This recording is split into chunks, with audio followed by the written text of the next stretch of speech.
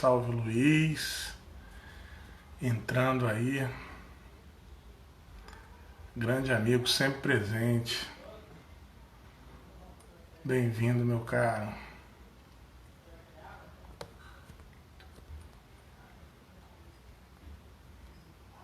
Todo mundo que está entrando aí, uma boa noite, Dalvinha, Soninha, bom que vocês estão aí presentes. Eu estou escrevendo aqui para deixar registrado o nosso capítulo de hoje, né? Que é o pessoal que vai entrando aos pouquinhos, a gente vai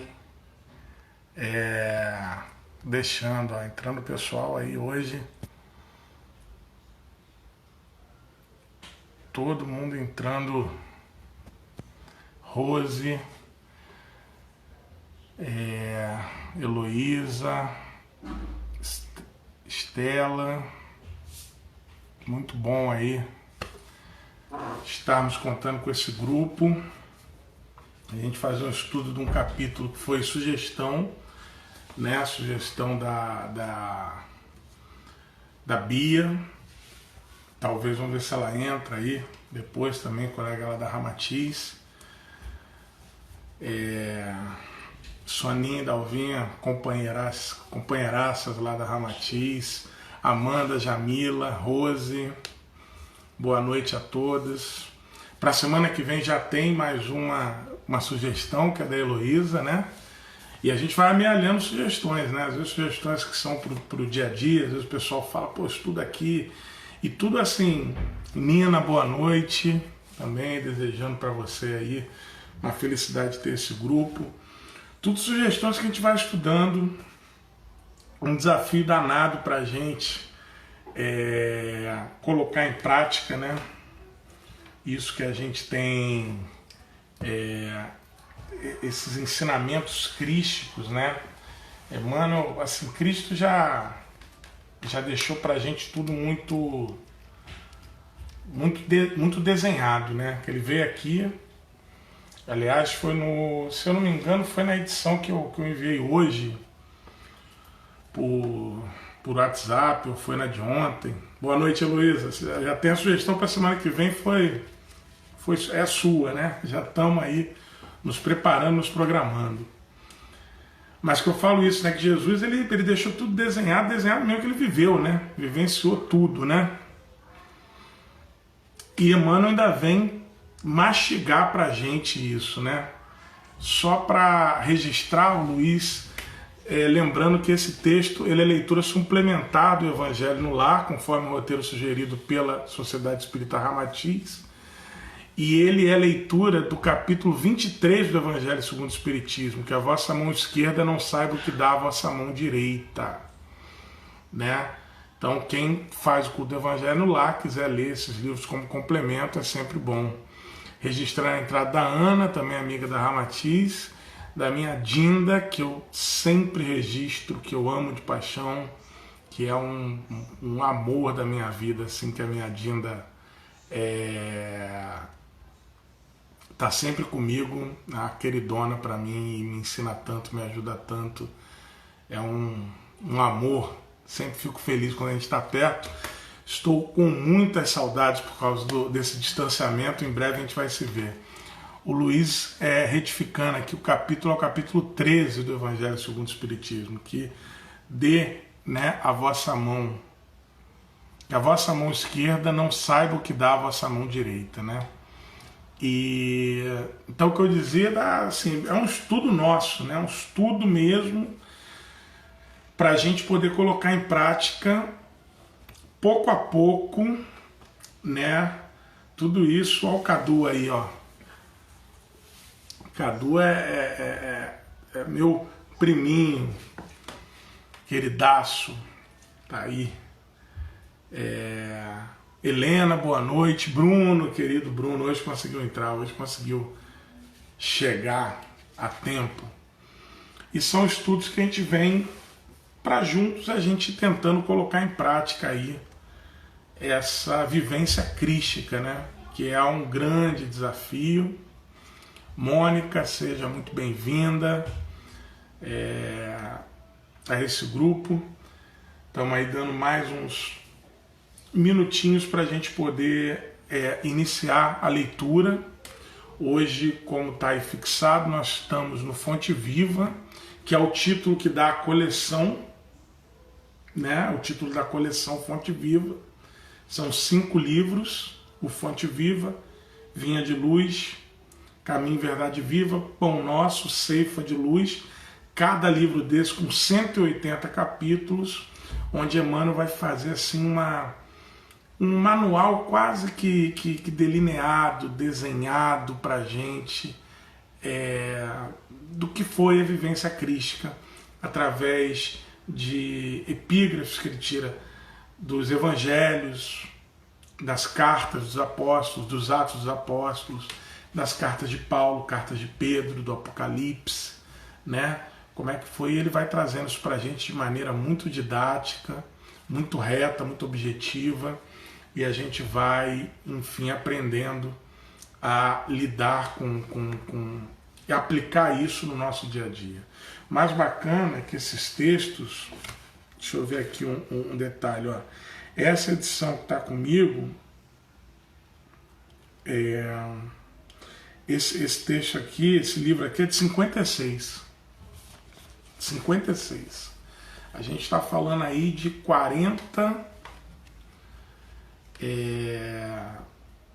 1960 para 2020, aí é pro lado de comunicação, pouca matemática, né? Mas de 1960 para 2000 foram 40 anos, né? Para 2020 você bota mais 20, então estamos falando de 60, bota mais 4 anos, a gente está falando de um livro que tem 64 anos, né? 64 anos, e que a aplicação dele é absolutamente atual. Isso é que é o mais incrível, como se uma pessoa que não conhecesse a literatura de Chico Xavier, as psicografias que ele fez de Emmanuel, de André Luiz, de tantos outros espíritos, né, bastante evoluídos, amorosos, e se falasse que esse livro foi escrito semana passada, estariam dentro do tempo, porque o que ele traz é muito atual para a gente. Muito, diz muito do que a gente precisa exercitar, vivenciar e aprender agora, né? Isso é que é o mais bacana, que é o mais bonito disso que a gente tem aí de Chico, né? E de toda a espiritualidade que obviamente o secundava, o auxiliava. Então, para a gente começar aos poucos, já sei que vai chegando mais gente aí. Quem tiver o livro para acompanhar, fica à vontade. Quem não tiver, não se preocupa, que a gente vai lendo trecho a trecho e vamos tecendo os comentários. Eu falando daqui, com a expectativa de que vocês vão comentando daí. Não dei boa noite para Dani, Daniela também, lá da Ramatiz, querida amiga. O Bruno está me perguntando quantas vezes eu já reli esse livro. Não sei, Bruno, assim, eu leio sempre. Tem vezes que eu já nem sei mais se eu li aquele capítulo, se isso que eu aprendi está nesse capítulo ou está em outro, mas é um livro que eu já li muitas vezes, né? O Bruno colocou aí para quem tiver no computador, enfim, tem a bvespírita.com.br, que é uma biblioteca virtual espírita.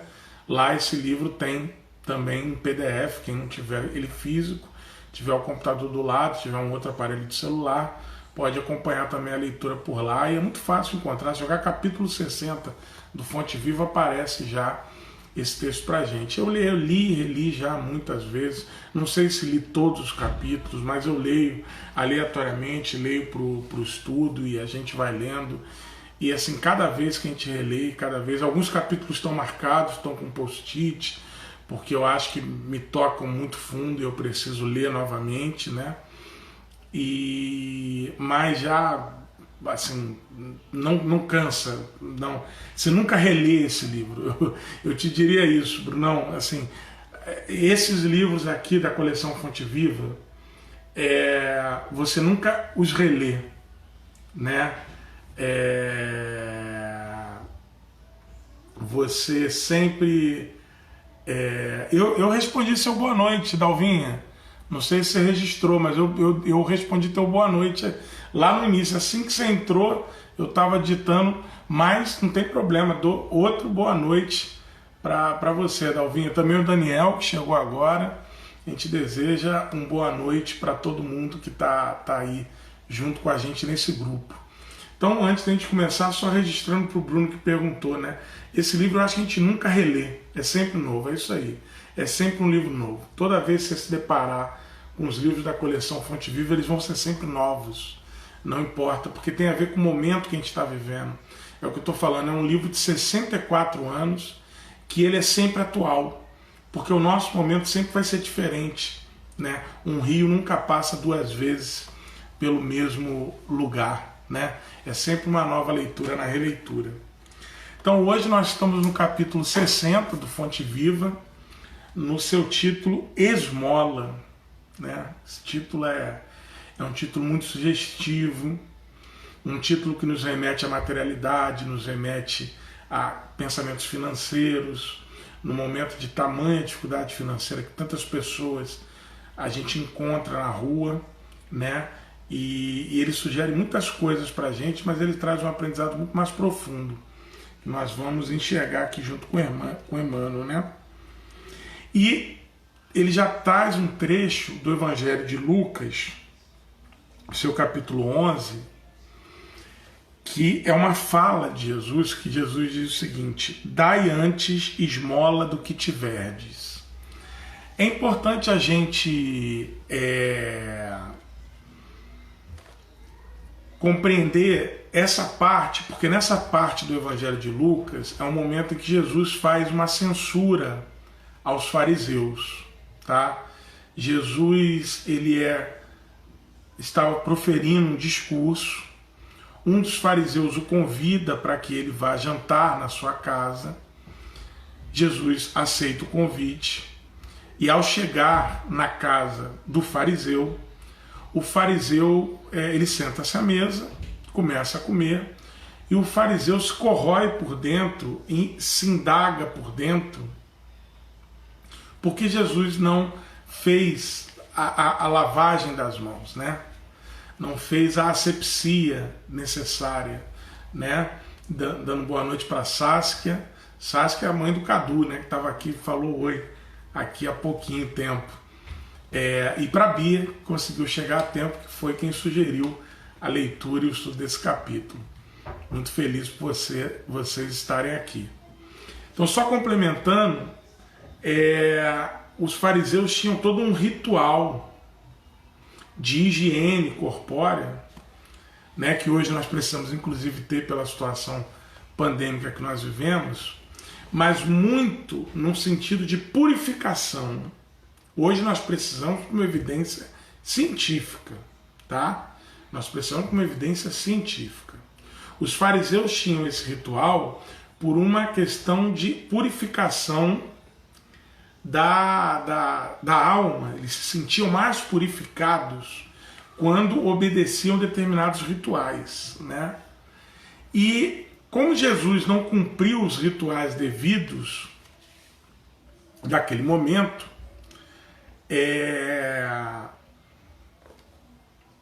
ele percebeu, porque Jesus tinha uma sensibilidade enorme que nós não somos capazes de compreender, que aquele fariseu estava se corroendo porque Jesus não estava cumprindo com os rituais dos fariseus, né? Dando boa noite aí pro SK Vida 07. Bem-vindo ou bem-vinda, né? Que você nos acompanha aí e faça parte desse grupo de estudos.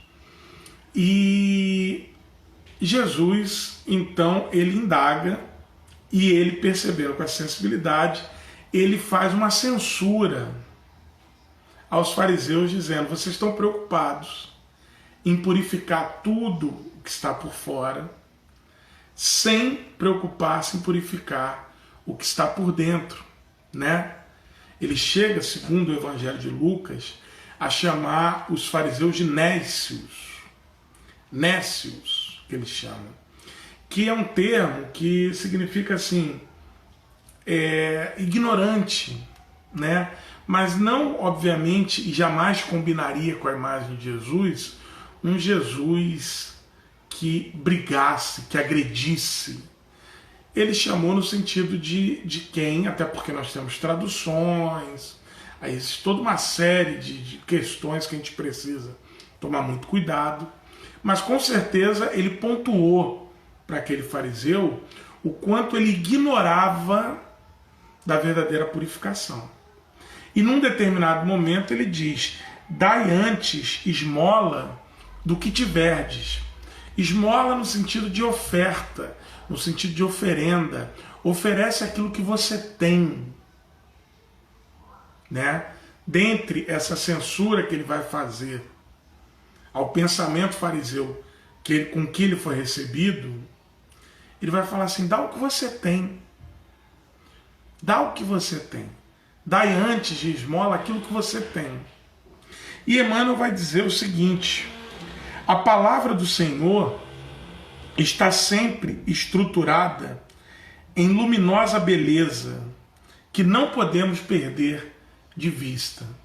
Por isso que a gente precisa ter sempre em mente que todas as vezes em que Jesus censurou alguma situação, em que Jesus apontou algum equívoco, em que Jesus não coadunou com algum erro, Jesus sempre teve a capacidade e a delimitação muito clara de censurar o erro, de censurar o pecado, mas jamais afastar o pecador. Jesus amou a todos com quem ele teve contato. Jesus amou aqueles que os amaram, que o amaram, e Jesus amou aqueles que foram os seus inimigos. Ele pregou isso e ele o fez. Então Jesus conseguia amar o pecador sem ser conivente com o pecado. Então a censura de Jesus, ela é de uma beleza luminosa que nós não podemos perder de vista. As palavras de Jesus, os ensinamentos que ele fazia, mesmo quando eram ensinamentos retificadores para aqueles a quem ele se dirigia, eram luminosos. E nós não podemos perder isso de vista. Ó, meu amigo Bruno chegando aí, foi quem me inseriu nessa coleção Fonte Viva através dos presentes. Esses livros aqui são presentes do meu amigo Bruno Palermo, que nós temos aí já mais de 30 anos de amizade, né? Ele que me inseriu nessa coleção Fonte Viva, está aí junto conosco. Então a gente não pode perder de vista esses ensinamentos e essa postura luminosa que Jesus sempre teve quando ia lidar com o outro. Fosse o outro que estava defendendo a causa evangélica dele, fosse o outro que estava atacando a causa evangélica que ele pregava. Jesus sabia o que ainda nos falta tanto, separar. Por isso que ele nos disse para amar os nossos inimigos, né? Não amando o erro que eles nos causam, não amando a dor, não sendo aquele que masoquista que vai amar a dor, não. Mas sabendo separar que a dor que eles nos causam é por causa do fato de ainda ser, como está na tradução do Evangelho de Lucas, um nécio. Alguém que ignora a lei de amor divino, do amor divino, né? No capítulo da esmola, a recomendação do mestre dentro da narrativa de Lucas merece apontamentos especiais. Aí ele faz uma abertura, né, de aspas, né? Dai antes esmola do que tiverdes. Então ele traz a frase de novo de Jesus. A Heloísa está falando que essa é uma atitude do verdadeiro mestre, né?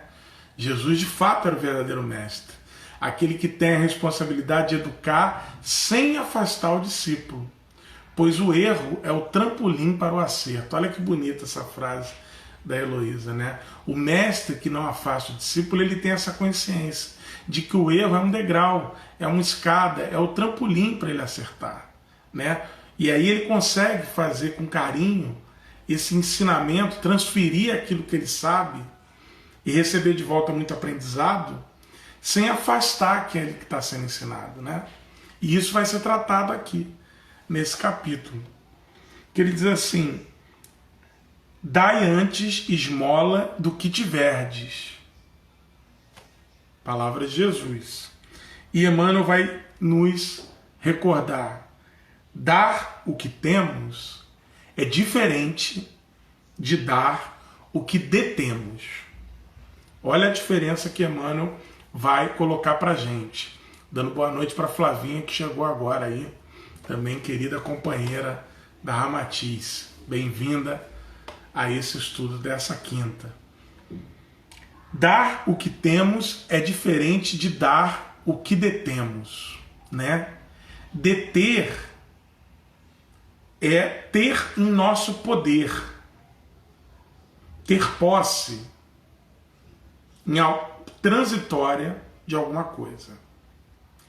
Ter já é constituir a posse legítima de algo. Há uma diferença nessas duas palavrinhas, né? Dar o que temos é diferente de dar o que detemos. A caridade é sublime em todos os aspectos sobre os quais se nos revele. E, em circunstância alguma, devemos esquecer a abnegação admirável daqueles que distribuem pão e agasalho, remédio e socorro para o corpo, aprendendo a solidariedade e ensinando-a. Quer dizer, de antemão, Emmanuel já deixa claro o seguinte: não estamos aqui criticando, tampouco censurando aqueles que doam e dão bens materiais, que fazem a caridade através da doação da materialidade necessária para a vida. Boa noite, Su, chegando aí, minha querida Sueli, amiga. Então ele já está dizendo o seguinte: não estamos aqui atacando quem promove a caridade através da distribuição do pão para quem tem fome, do agasalho para quem tem frio, do remédio para quem está doente, do socorro para quem precisa de ajuda, né?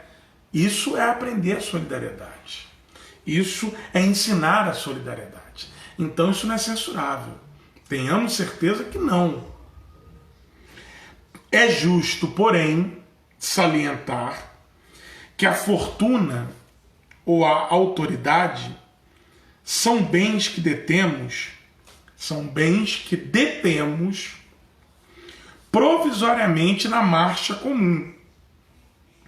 E que, nos fundamentos substanciais da vida, quer dizer, na verdadeira vida, que não se resume só a esse pequeno trecho do berço ao túmulo, né?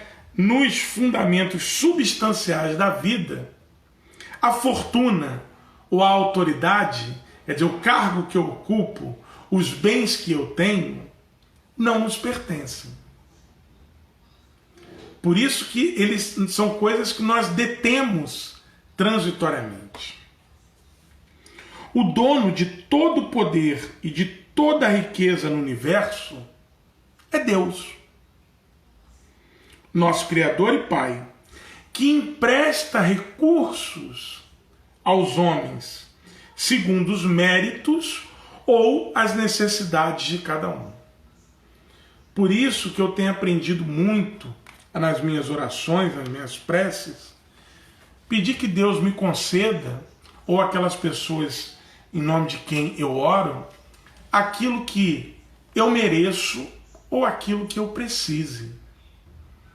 Que não necessariamente, e na maioria das vezes não está alinhado com o que eu de fato desejo, né? Com o que eu de fato desejo, né? O Luiz está falando aqui: lavar as mãos é ato exterior. limpa por fora, mas não é o bastante para limpar por dentro. É verdade. E nesse trecho do Evangelho de Lucas, quem quiser ler, né, no capítulo 11, nos seus versículos, acho que começa ali a partir do versículo 34 ou 33, a gente vai estudar isso. E não é que não é para lavar a mão, pelo amor de Deus, nesse momento lavar a mão é um ato importantíssimo de amor, né?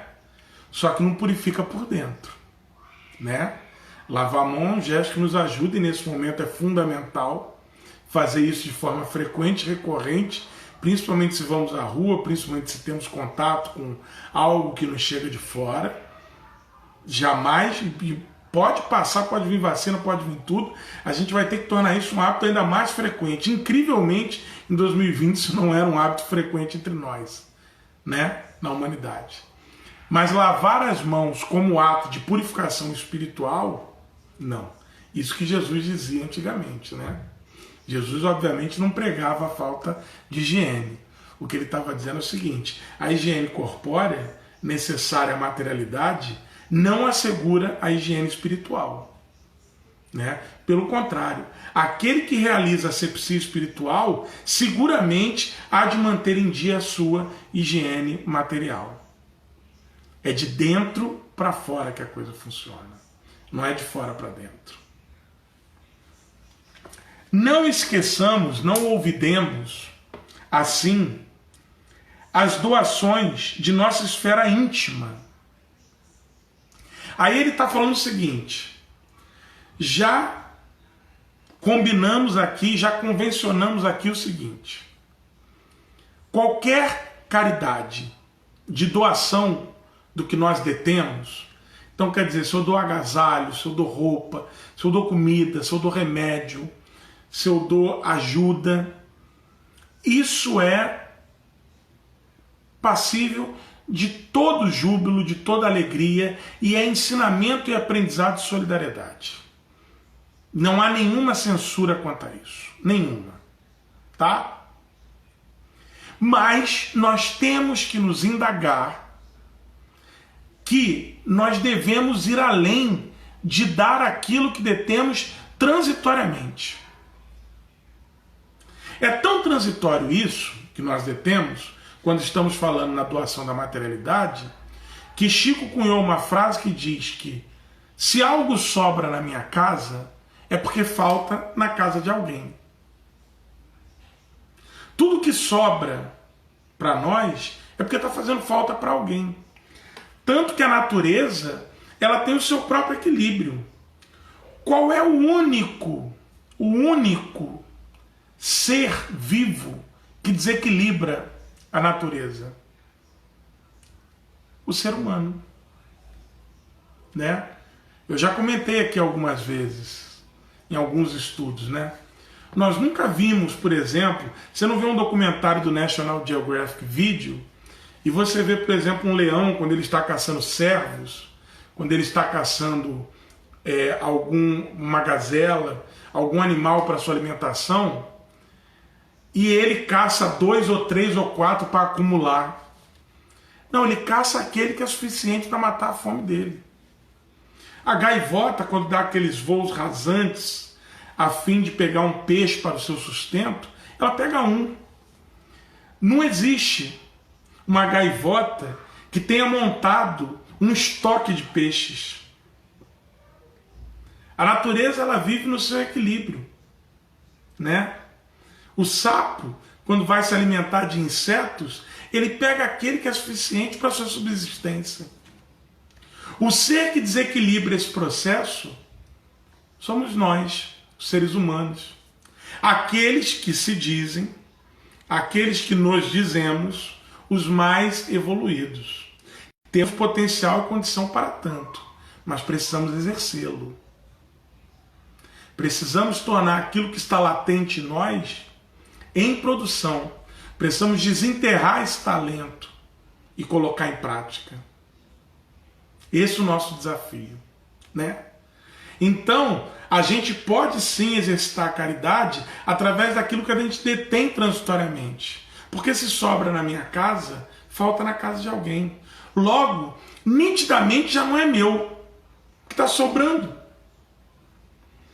Chico Xavier tem uma história deliciosa de que uma senhora chegou para ele uma vez, uma senhora muito rica, disse: Chico, é incrível como eu sinto a minha vida vazia.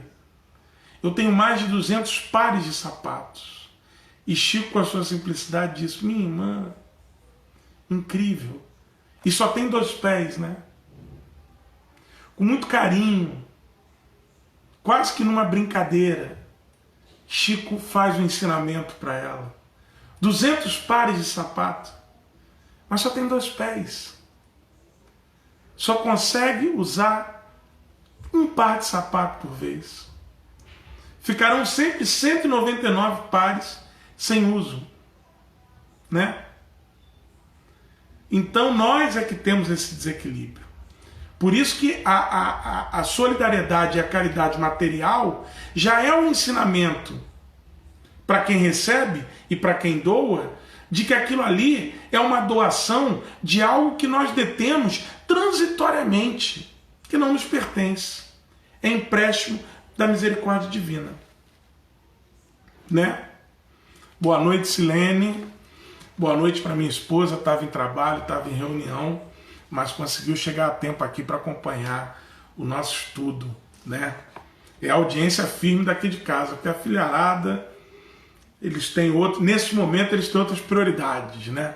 Mas a minha esposa tá, se ela não estiver em reunião, em trabalho, ela está sempre me acompanhando, me fortalecendo, me ensinando as lições durante a semana, né? Então Emmanuel diz o seguinte: já combinamos que é bacana doar material, é caridade, mas a gente tem que se indagar, tem que se desafiar para ir além, para nos perguntar se a gente está fazendo uma doação do que de fato nós temos, doação da nossa esfera íntima. O que temos de nós próprios para dar?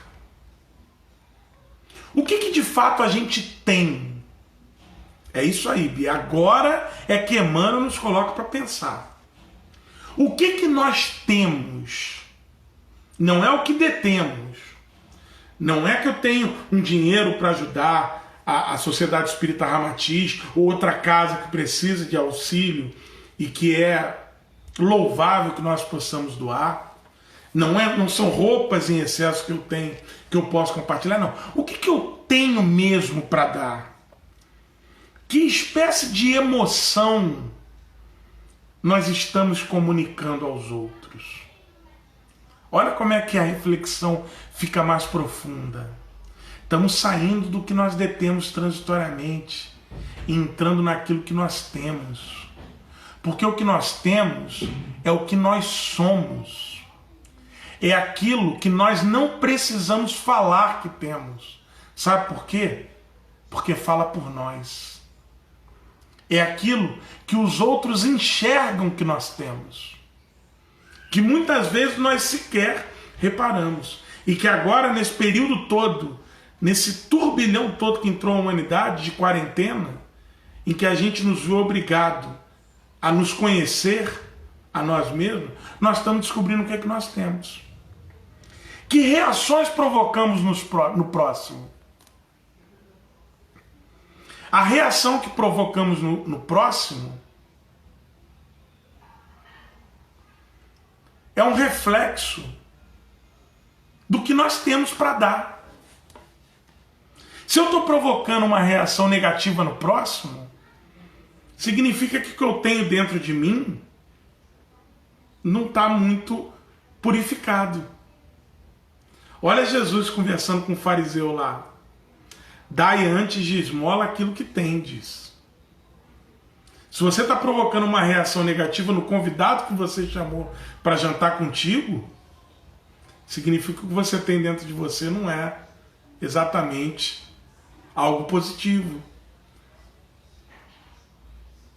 Qual é a reação que tem? Né? Qual é a reação que tem?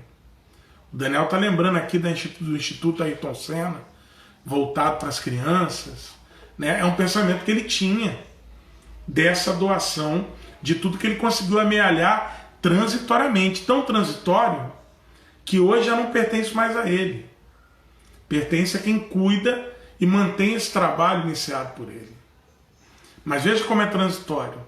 Agora a reflexão é sobre a doação de dar ao que nós temos de fato. E o que nós temos, nós não precisamos sequer mostrar, porque já está à mostra. Através das emoções que nós comunicamos aos outros, das reações que nós provocamos aos outros. Que distribuímos com os nossos companheiros de luta diária? O que a gente está distribuindo? Né? A Silene está falando para contar a história do trabalho. Realmente eu, Silene Weber, uma vez, a convite de uma amiga, né, fomos fazer uma palestra no presídio, né? E nós fomos lá, fizemos uma palestra ecumênica, não abordamos a partir da doutrina espírita, porque cada um ali tinha a sua religião e a sua fé, né? Mas nós levamos os termos evangélicos, né? Eu, Silene, Weber, comentamos ali sobre alguns trechos e havia muitos presos que estavam em situação de aversão àquela palestra, chato, querendo sair, né? Tecendo comentários negativos sobre a gente. E quando nós transmitimos o recado, quando nós falamos sobre o quanto era importante pensar em si, quando nós realizamos com eles um momento de vivência, dizendo o seguinte: isso aqui não é para atender a nossa vaidade de estar aqui falando. Nós deixamos claro para eles o seguinte: não somos nós que estamos trazendo um brinde para vocês através da nossa palestra. São vocês que estão nos doando o seu tempo para nos escutar naquilo que nós precisamos melhorar em nós. E cada crítica, cada vez que vocês demonstram que não estão de acordo com o que nós falamos, está sendo um aprendizado para nós. E quando eles perceberam que eles não eram os que estavam recebendo, mas que em verdade eles eram aqueles que estavam dando, que não era uma oportunidade para eles aprenderem, era uma oportunidade para nós que estávamos ali aprendermos. Eram eles que estavam nos ensinando. Eles mudaram totalmente seu raciocínio, de tal modo que durante a nossa vivência, muitos deles, e aí foi emocionante, a Silene sabe disso, o Weber hoje não pôde entrar, mas se falarem com ele há de recordar, foi emocionante para nós ver homens mais velhos do que eu, né? Homens que nos receberam às vezes de forma bruta, em lágrimas durante a vivência. E que depois, ao final, a Silene havia levado um conjunto de livros, tinha exposto sobre a mesa, e logo quando nós falamos que aqueles livros eram para doações, e cada um poderia pegar o que quisesse, ninguém se animou. E ao final, não sobrou um único livro. Não sobrou nenhum livro. E eles vieram perguntar qual era a música que nós havíamos colocado para a vivência. Perguntaram qual trecho nós tínhamos lido, de onde nós havíamos tirado. Porque nós estávamos doando ali o que nós tínhamos.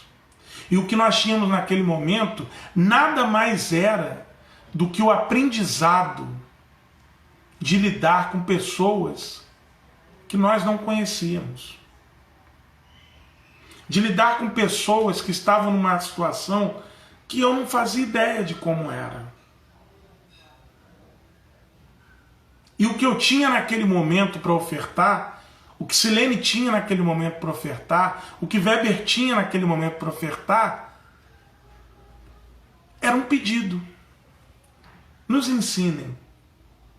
Nos digam como nós podemos aprender com vocês.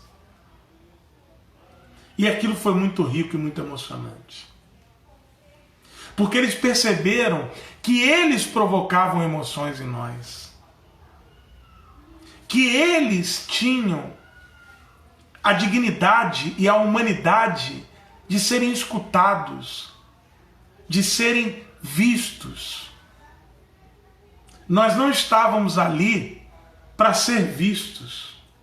O que nós tínhamos para ofertar para eles era o nosso olhar. Era mostrar para eles assim, vocês são importantes. Vocês são muito importantes. E a Silene está lembrando, né, que nós fomos taxados como a maluca, o pastor e o bobo. Né? A gente só tinha certeza que a maluca era a Silene, né? Porque foi a única que foi direcionada para o gênero feminino. O pastor, tudo indica, era eu, porque eu falei sobre alguns trechos da Bíblia, né? E o bobo nós achamos que era o Weber, né? Que era quem fez algumas brincadeiras, coisa e tal. E a gente não se contagiou por esse aspecto negativo. Pelo contrário, nós mostramos e aprendemos com eles que eles podem ter sim essa visão. Porque para quem está preso, para quem não tem a liberdade, fica parecendo que eles não têm a dignidade de poder opinar. E quando eles viram que nós estávamos os assistindo,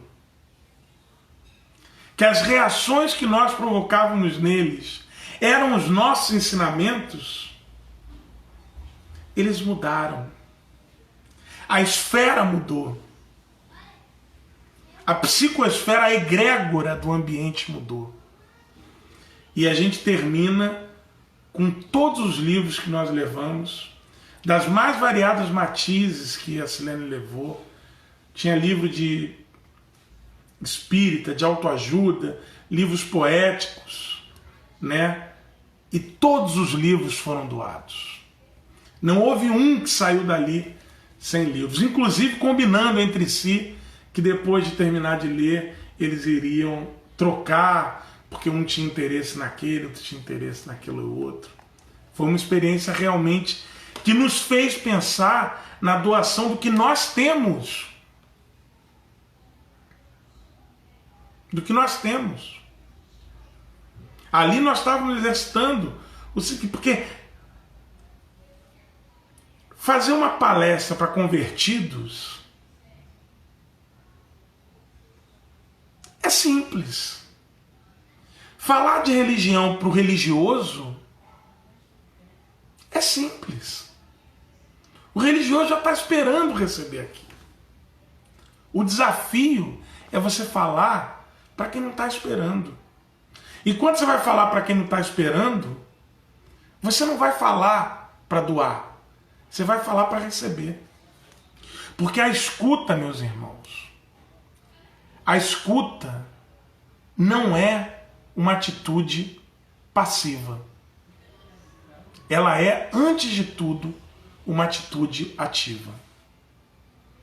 Uma das mais ativas que tem é a capacidade de escutar. A gente ouve muito, mas escutar a gente faz pouco. Escutar é apreender aquilo que nós ouvimos. Aprender, degustar, saborear e permitir que aquilo que nós ouvimos nos alimente o espírito, nos alimente a alma. A Sueli me contou uma história do saudoso seu Jorge Coelho, quem foi da Ramatiz conheceu, né? Foi a primeira palestra que eu vi na Ramatiz, foi da equipe de seu Jorge Coelho. Foi o Celso, em seguida entrou o seu Jorge Coelho comentando. Era eles dois junto com a nossa querida Wilce, né? Amiga nossa, companheira da Dalvinha, da Soninha lá na escola. E seu Jorge Coelho falava uma coisa que a Silene me ensinou, que ele não falou para mim, né? Falou para Silene, não, desculpa, a Sueli, que é irmã da Silene, às vezes eu confundo porque são irmãs, que é o seguinte: nós não somos importantes, nós somos necessários para a espiritualidade. E entre a definição de importante e necessário, há um abismo. Nós gostamos, pelo nosso orgulho, de nos sentir importantes. Mas nós temos que nos entender necessários. Ser necessário é saber que você contribui. Contribui não para aquilo que você acha que o outro precisa, mas contribui para aquilo que o outro de fato precisa. É a importância de saber doar, né?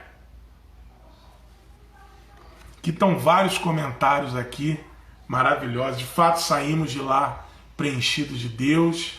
Temos 2 ouvidos e uma boca, que nos indica que a gente deveria escutar o dobro do que fala. A Dalva lembrando que a boca está perto do ouvido, né? E o aparelho fonador é único, né? Então, assim, quem está falando é o primeiro a escutar, né? E de fato, Luiz, são os doentes que precisam de médico e não os que têm saúde. E o bacana da gente participar de uma experiência como essa é que nós vemos o seguinte: nós não somos médicos, nós não fomos lá como médico, não. Nós somos lá como doentes também, em outro estágio, com outras doenças.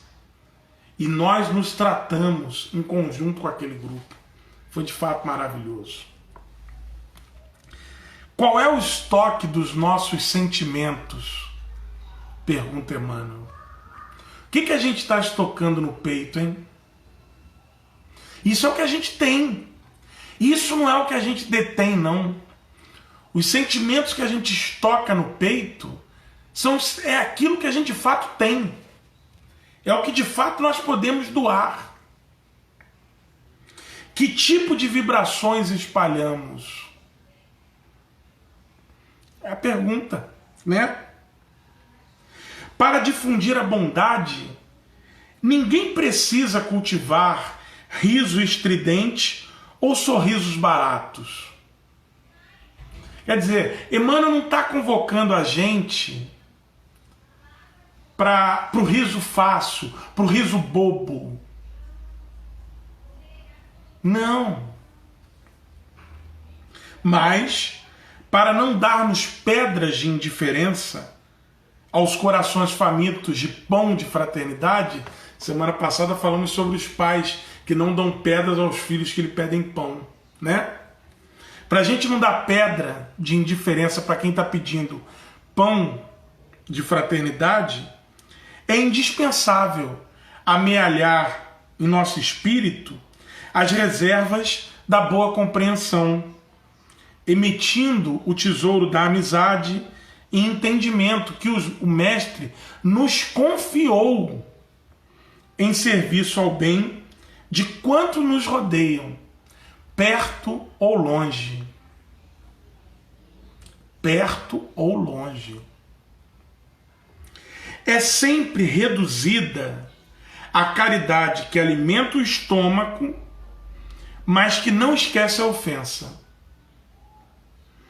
que não se dispõe a servir diretamente ou que não acende a luz para a ignorância. Olha só, se você sai para servir alimento para quem está com fome, e você sai com raiva, para quem está com fome, se você entregar um prato de sopa, você pode ter entregue com raiva ou pode ter entregue com amor. a fome vai ser saciada com aquele prato de sopa. Agora você se entregou com raiva, perdeu uma série de saciar muito da sua fome espiritual, que você saciaria se entregasse com amor. Então a caridade é sempre faltante quando a gente alimenta o estômago, quando a gente aquece o corpo, quando a gente doa o remédio, mas não esquece a ofensa. Eu fiz parte por 2 ou 3 anos do grupo de sopa de terça-feira lá da Ramatiz, comandado pelo Fernando, um amigo querido, por mais de 17 anos. Está paralisado agora por causa desse momento. Toda terça-feira, doação. E às vezes, quando se formava aquela fila de pessoas, às vezes uma pessoa entrava na fila, pegava o potinho de sopa e entrava na fila de novo para pegar outro. E eu, início, né, garoto novo, né, por isso que meu avô sempre me dizia: pato novo não mergulha fundo, Rafael. Aprende com os outros. Uma vez eu cheguei pro Fernando e falei assim: Fernando, tem gente que está entrando na fila 2 vezes, cara. Ele olhou para mim e falou assim: Rafael, essa matemática é difícil. Porque de fato a pessoa está tentando se dar bem, né? Ela está tentando ganhar mais do que alguém. Mas é por causa da fome. E aí quando ele falou isso, de imediato eu me lembrava da frase do meu avô, quando eu pequeno dizia para ele assim: vô, tô com fome. E ele me respondia: não, fome não, você está com vontade de comer. Porque fome, meu neto, você nunca sentiu. Agradeça a Deus e peça para que você nunca sinta. Eu nunca esqueci essas palavras do meu avô.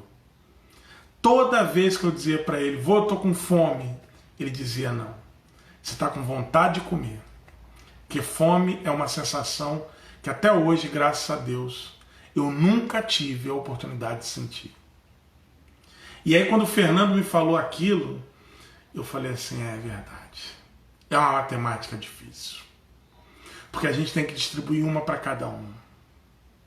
Mas aquele que está entrando na fila 2 vezes, ele não está entrando para comprar um iate, para comprar um apartamento de frente para a praia, para comprar algo que vai lhe sobrar. Ele está entrando porque ele está com fome. Sabe-se lá quantos dias ele está sem comer, quantas horas. Talvez um pote de sopa não lhe sustente, né?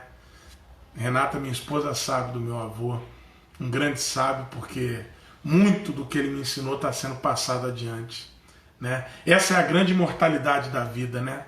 Que a gente sabe, minha madrinha conviveu com ele mais do que eu, sabe o quanto ele tinha de sabedoria. E a Nina lembrando, cada caso é um caso e é verdade. E isso é a beleza da divindade, da providência divina. Porque Deus, Jesus, ele conhece o Rafael. Dá pra gente imaginar isso? Que Deus, ele conhece cada um de nós. Então a lei de amor, ela é genérica, mas a sua aplicabilidade é individual. Porque não há 2 espíritos iguais. Não há 2 encarnações que estejam passando pela mesma situação. Cada caso há sempre de ser um caso, como lembra a Nina. Então a importância da gente entender que quando a gente está doando para alguém único, né? E às vezes quem precisa de doação é quem tem muito material, tá? Tem pessoas que são tão pobres que a única coisa que elas têm é o dinheiro. Há pessoas que são tão pobres que a única coisa que elas têm é o dinheiro. Isso é um ensinamento. Isso é um ensinamento. Quando aprendermos a amar o próximo como a nós mesmos, aí nós vamos praticar a verdadeira caridade. É verdade. Isso aí que a Soninha lembrou. É um ensinamento de Jesus, né? amar o próximo como a ti mesmo e amar ao próximo como ele nos amou, né? Um ensinamento muito importante. Emmanuel então vai terminar esse capítulo dizendo o seguinte: o aviso do instrutor divino nas anotações de Lucas significa: dai esmola, dai oferta da vossa vida íntima, ajudai por vós mesmos, espalhai alegria e bom ânimo, oportunidade de crescimento e elevação com os vossos semelhantes. Sede irmãos dedicados ao próximo, porque em verdade o amor que se irradia em bênçãos de felicidade e trabalho, paz e confiança é sempre a dádiva maior de todas. Tem uma música a Dalva fala por experiência própria: a fome é diferente da vontade de comer. Isso aí é um ensinamento que meu avô deixou, Dalvinha, que eu nunca esqueci. Nunca esqueci. Tem uma música do Djavan chamada Esquinas, que eu acho maravilhosa. Maravilhosa. Tendo a oportunidade, escutem. Djavan, ele escreve o seguinte: só eu sei as esquinas por que passei. Só eu sei. Sabe lá o que é não ter e ter que ter para dar. Sabe lá? Quando ele faz essa pergunta, sabe o que é não ter, mas ter que ter para dar? É o desenvolvimento desse exercício que Emmanuel nos convoca. Nós ainda não temos essa caridade da doação íntima.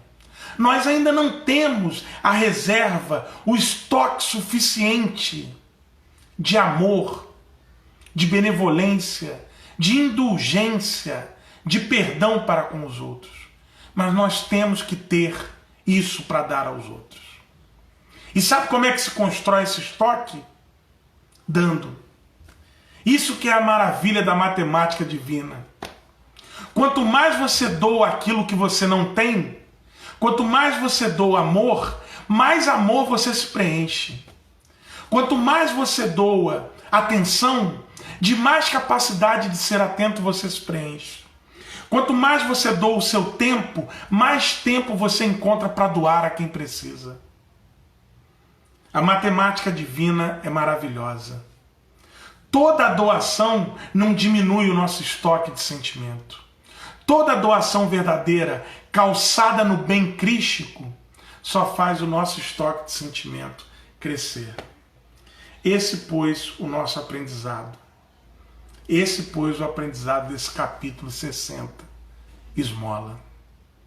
Nós estamos chegando ao final do nosso tempo, já vai encerrar a nossa live, e eu queria agradecer muito a vocês. Quem conhece essa música, a Amanda, a Dalva, a Dani, falando que é linda. Quem não conhece, lembrando Luiz trazendo Drummond de novo, né? Amar se aprende amando. Oração de São Francisco, né? Oração de São Francisco.